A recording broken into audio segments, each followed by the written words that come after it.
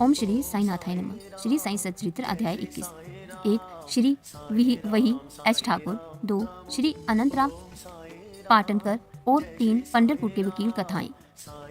इस अध्याय में हेमाड़पंत ने श्री विनायक हरिचंद्र ठाकुर वीएस श्री अनंतराम पाटनकर पुण्य निवासी तथा पंढरपुर के एक वकील की कथाओं का वर्णन किया गया है। ये सब कथाएं अति मनोरंजक हैं। यदि इसका सारांश मनन पूर्वक ग्रहण कर उसे आचरण में लाया जाए तो आध्यात्मिक पंथ पर पाठकगण अवश्य अक्सर होंगे। प्रारंभ। ये एक साधारण सा नियम है कि गत जन्मों के शुभ कर्मों के फलस्वरूप ही हमें संतों का सानिध्य और उनकी कृपा प्राप्त होती है। उदाहरणार्थ हेमाड़पंत स्वयं अपनी घटना प्रस्तुत करते हैं। वे अनेक वर्षों तक मुंबई के उपनगर बांद्रा में स्थानीय न्यायाधीश रहे। पीर मौलाना नामक एक मुस्लिम संत भी वहीं निवास करते थे। उनके दर्शनार्थ अनेक हिंदू, फारसी और अन्य धर्मावलंबी वहां जाया करते थे। उनके मुजावर पुजारी ने हेमाड़पंत से भी उनका दर्शन करने के लिए बहुत आग्रह किया, परंतु किसी न किसी कारणवश उनकी भेंट उनसे ना हो सकी। अनेक वर्षों के उपरांत जब उनका शुभ काल आया तब वे शिरडी पहुंचे और बाबा के दरबार में जाकर स्थायी रूप से सम्मिलित हो गए। भाग्यहीनों को संत समागम की प्राप्ति कैसे हो सकती है? केवल वे ही सौभाग्यशाली हैं जिन्हें ऐसा अवसर प्राप्त हो। संतों द्वारा लोक शिक्षा का कार्य चिरकाल से ही इस विश्व में संपादित होता आया है। अनेक संत भिन्न भिन्न स्थानों पर किसी निश्चित उद्देश्य की पूर्ति के लिए स्वयं प्रकट होते हैं। यद्यपि उनका कार्यस्थल भिन्न होता है, परंतु वे सब पूर्णतः एक ही हैं। वे सब उस सर्वशक्तिमान परमेश्वर की संचालन शक्ति के अनुसार ही लहर में कार्य करते हैं। उन्हें प्रत्येक के कार्य का परस्पर ज्ञान रहता है और आवश्यकता अनुसार परस्पर कमी की पूर्ति करते हैं, जो निम्नलिखित घटना द्वारा स्पष्ट है। श्री ठाकुर श्री वही एच ठाकुर VA रेवेन्यू विभाग में एक कर्मचारी थे। वे एक समय भूमि मापक दल के साथ कार्य करते हुए बेलगाम के समीप बड़गाम नामक ग्राम में पहुंचे। वहां उन्होंने एक कानड़ी संत पुरुष अप्पा के दर्शन कर उनकी रचन वंदना की। वे अपने भक्तों को निश्चल दासकृत विचार सागर नामक ग्रंथ, जो वेदांत के विषय में है, का भावार्थ समझा रहे थे। जब श्री ठाकुर उनसे विदाई लेने लगे तो उन्होंने कहा, तुम्हें इस ग्रंथ का अध्ययन अवश्य करना चाहिए और ऐसा करने से तुम्हारी इच्छाएं पूर्ण हो जाएंगी, तथा जब कार्य करते करते कालांतर में तुम उत्तर दिशा में जाओगे तो सौभाग्यवश तुम्हारी एक महान संत से भेंट होगी, जो मार्ग प्रदर्शन कर तुम्हें तुम्हारे हृदय को शांति और सुख प्रदान करेंगे। बाद में उनका स्थानांतरण जुन्नर को हो गया, जहाँ की नाने घाट पार करके जाना पड़ता था। ये घाट अधिक गहरा और पार करने में कठिन था, इसलिए उन्हें भैंस की सवारी कर घाट पार करना पड़ा, जो उन्हें अधिक असुविधाजनक तथा कष्टकर प्रतीत हुआ। उसके पश्चात ही उनका स्थानांतरण कल्याण में एक उच्च पद पर हो गया और वहां उनका नाना साहेब चंदोरकर से परिचय हो गया। उनके कारण उन्हें श्री साईं बाबा के संबंध में बहुत कुछ ज्ञात हुआ और उन्हें उनके दर्शन की तीव्र उत्कंठा हुई। दूसरे दिन ही नाना साहेब शिरडी को प्रस्थान कर रहे थे। उन्होंने श्री ठाकुर से भी अपने साथ चलने का आग्रह किया। थाने के दीवान न्यायालय के एक मुकदमे के संबंध में उनकी उपस्थिति आवश्यक होने के कारण वे उनके साथ न जा सके। इस कारण नाना साहेब अकेले ही रवाना हो गए। थाने पहुंचने पर मुकदमे की तारीख आगे के लिए बढ़ गई, इसलिए उन्हें नाना साहेब का साथ न देने पर पश्चाताप हुआ। फिर वे शिरडी पहुंचे। तब वहां उन्हें ज्ञात हुआ कि नाना साहेब पिछले दिन ही यहाँ से चले गए हैं। वे अपने कुछ मित्रों के साथ, जो उन्हें वहीं मिल गए थे, श्री साईं बाबा के दर्शन को गए। उन्होंने वहाँ बाबा के दर्शन किए और उनके चरण कमलों की आराधना कर अत्यंत प्रसन्न हुए। उन्हें रोमांच हो गया कि उनकी आंखों से अश्रुधाराएं प्रवाहित होने लगी। त्रिकालदर्शी बाबा ने उनसे कहा, इस स्थान का मार्ग इतना सुगम नहीं जितना कि कानड़ी संत अप्पा के उपदेश या नाने घाट पर भैंस की सवारी। आध्यात्मिक पथ पर चलने के लिए तुम्हें घोर परिश्रम करना पड़ेगा, क्योंकि वह अत्यंत कठिन पथ है। जब श्री ठाकुर ने हेतुकार शब्द सुने, जिनका अर्थ उनके अतिरिक्त और कोई न जानता था, तो उनके हर्ष का पारावार न रहा और उन्हें कानड़ी संत के वचनों की स्मृति हो आई। तब उन्होंने दोनों हाथ जोड़कर बाबा के चरणों पर अपना मस्तक रखा और उनसे प्रार्थना की प्रभु मुझ पर कृपा करो और इस अनाथ को अपनी चरण कमलों की शीतल छाया में स्थान दो। तब बाबा बोले, जो कुछ अप्पा ने कहा वह सत्य है, उसका अभ्यास कर, उसके अनुसार ही तुम्हें आचरण करना चाहिए। व्यर्थ बैठने से कुछ लाभ न होगा। जो कुछ तुम पठन करते हो उसका आचरण में भी लाओ, अन्यथा उसका उपयोग ही करना। गुरु कृपा के बिना ग्रंथावलोकन तथा आत्म अनुभूति निर्थक ही है। श्री ठाकुर ने अभी तक केवल विचार सागर ग्रंथ में सिद्धांतिक प्रकरण ही पढ़ा था, परंतु उसकी प्रत्यक्ष व्यवहार प्रणाली तो उन्हें शिरडी में ही ज्ञात हुई।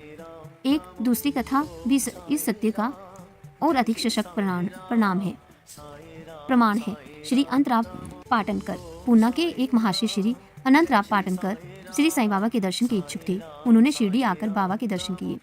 दर्शनों से उनके नेत्र शीतल हो गए और वे अति प्रसन्न हुए। उन्होंने बाबा के चरण छुए और यथा योग्य पूजन करने के उपरांत बोले, मैंने बहुत कुछ पठन किया है, वेद वेदांत और उपनिषदों का भी अध्ययन किया तथा अन्य पुराण भी श्रवण किए, फिर भी मुझे शांति न मिली, इसलिए मेरा पठन व्यर्थ ही सिद्ध हुआ।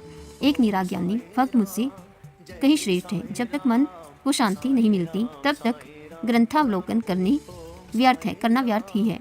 मैंने ऐसा सुना है कि आप केवल सब अपनी दृष्टि मात्र से और विनोदपूर्ण वचनों द्वारा दूसरों के मन को सरलता पूर्वक शांति प्रदान कर देते हो। यही सुनकर मैं यहाँ आया हूँ, कृपा कर मुझ दास को भी आशीर्वाद दीजिए। तब बाबा ने निम्नलिखित कथा कही। घोड़े की लीद के 9 गोले नवदा भक्ति। एक में एक सौदागर यहाँ आया। उसके सम्मुख ही एक घोड़ी ने लीद की। जिज्ञासु सौदागर ने अपनी धोती का एक छोर बिछाकर उसमें लीद के 9 गोले रख लिए और इस प्रकार उसके चित्त को शांति प्राप्त हुई। श्री पाटनकर इस कथा का कुछ भी अर्थ न समझ सके, इसलिए उन्होंने श्री गणेश दामोदर उपनाम द्वारा केलकर से अर्थ समझाने की प्रार्थना की और पूछा कि बाबा के कहने का क्या अभिप्राय है। वे बोले, जो कुछ बाबा कहते हैं उसे मैं स्वयं भी अपनी अच्छी तरह नहीं समझ सकता, परंतु उनकी प्रेरणा से ही मैं जो कुछ समझ सकता हूँ वह तुमसे कहता हूँ। घोड़ी है ईश कृपा और 9 एकत्रित गोले है नव विद्या। एक भक्ति यथा श्रवण कीर्तन नाम स्मरण पाद सेवन आचरण वंदना दास्य और दास्ता सख्यात तथा आत्मनिवेदन। ये भक्ति के 9 प्रकार हैं। इसमें से यदि एक को भी सत्यता से कार्य में लाया जाए तो भगवान श्री हरि अति प्रसन्न हो भक्तों के घर प्रकट हो जाएंगे। समस्त साधनाएं अर्थात जप तप सौभाग्य तथा वेदों के पठन पाठन में जब तक भक्ति का संपूर्ण न हो बिल्कुल शुष्क ही है। वेद ज्ञानी और ब्रह्मा ज्ञानी की कीर्ति भक्तिभाव के अभाव में निर्थक है। आवश्यक है कि तो केवल पूर्ण भक्ति की। अपने को भी उसी सौदागर के समान ही जानना और व्याग्रता तथा उत्सुकता पूर्वक सत्य की खोज कर 9 ग्रह की भक्ति को प्राप्त करो, तब कहीं तुम्हें दृढ़ता और मानसिक स्वरूप शांति प्राप्त होगी। एक श्रवण कीर्तन विष्णु स्मरणम पाद सेवनम अर्चनम वंदनम दास्यम सख्य आत्मनिवेदनम। दूसरे दिन जब श्री पाटनकर बाबा को प्रणाम करने गए तो बाबा ने पूछा कि क्या तुमने लीद के 9 गोले एकत्रित किए। उन्होंने कहा, मैं अनाश्रित हूँ, आपकी कृपा के बिना उसे सरलता पूर्वक एकत्रित करना संभव नहीं है। बाबा ने उन्हें आशीष देकर सांत्वना दी कि तुम्हें सुख और शांति प्राप्त हो जाएगी, जिसे सुनकर श्री पाटनकर के हर्ष का पारावार न रहा। पंढरपुर के वकील भक्तों के दोष दूर कर उन्हें उचित पथ पर ला देने की बाबा की त्रिकालज्ञता की एक छोटी सी कथा का वर्णन कर इस अध्याय को समाप्त करेंगे। एक समय पंढरपुर में एक वकील शिरडी आए। उन्होंने बाबा के दर्शन कर उन्हें प्रणाम किया तथा कुछ दक्षिणा भेंट देकर एक कोने में बैठे वार्तालाप सुनने लगे। बाबा उनकी ओर देख कर कहने लगे कि लोग कितने धूर्त हैं जो यहाँ आकर चरणों पर गिरते और दक्षिणा देते हैं, परंतु भीतर से पीठ पीछे गालियाँ देते रहते हैं। कितने आश्चर्य की बात है ना। ये पगड़ी वकील के सिर पर ठीक बैठी और उन्हें उसे पहननी पड़ी। कोई भी इन शब्दों का अर्थ न समझ सका, परंतु वकील साहब इसका गूढ़ार्थ समझ गए। फिर भी वे सिर झुकाकर बैठे रहे। बाड़े को लौटकर वकील साहब ने काका साहब दीक्षित को बतलाया कि बाबा ने मुझे जो कुछ उदाहरण दिया और जो मेरी ही और लक्ष्य कर कहा गया वह सत्य है। जब केवल चेतावनी ही थी, वह केवल चेतावनी ही थी कि मुझे किसी की निंदा न करनी चाहिए। एक समय जब न्यायाधीश श्री नूलकर स्वास्थ्य लाभ करने के लिए पंढरपुर से शिरडी आकर ठहरे तो बार रूम में उनके संबंध में चर्चा हो रही थी। विवाद का विषय था कि जिस व्याधि से उपन्यायाधीश अस्वस्थ हैं, क्या बिना औषधि सेवन किए केवल साईं बाबा की शरण में जाने से ही उससे छुटकारा पाना संभव है, और क्या श्री नूलकर सदृश एक शिक्षित व्यक्ति को इस मार्ग का अवलंबन करना उचित है।